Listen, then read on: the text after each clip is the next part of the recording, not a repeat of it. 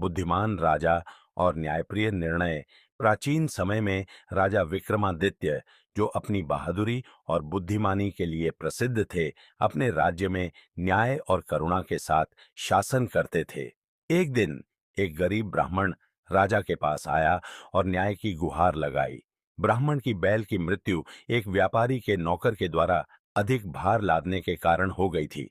व्यापारी ने तर्क दिया कि बैल बूढ़ा और कमजोर था और अपने ही वजन के कारण गिर गया था। लेकिन ब्राह्मण ने कहा कि उसका बैल मजबूत था और नौकर ने जानबूझकर अधिक वजन लाद दिया था। राजा विक्रमादित्य ने दोनों पक्षों की बात ध्यान से सुनी। सच्चाई का पता लगाने के लिए उन्होंने व्यापारी के दावे की जांच करने का निर्णय लिया। राजा ने व्यापारी से वैसी ही सामान से लदी गाड़ी मंगवाई और उस बैल की जगह एक मजबूत बैल को लगाया। जैसे ही गाड़ी चली, तुरंत यह स्पष्ट हो गया कि भार सचमुच अत्यधिक था और यह किसी भी मजबूत बैल के लिए भी कठिन था। यह देखकर राजा विक्रमादित्य ने ब्राह्मण के पक्ष में निर्णय सुनाया।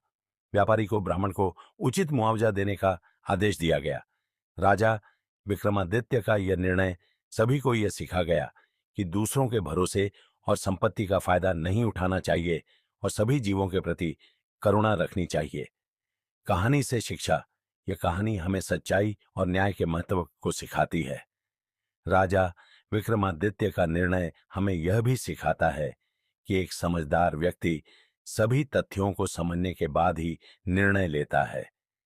यह बच्चों को सहानुभूति, दूसरों की आवश्यकताओं का सम्मान करने और न्याय के लिए खड़े होने की प्रेरणा देता है।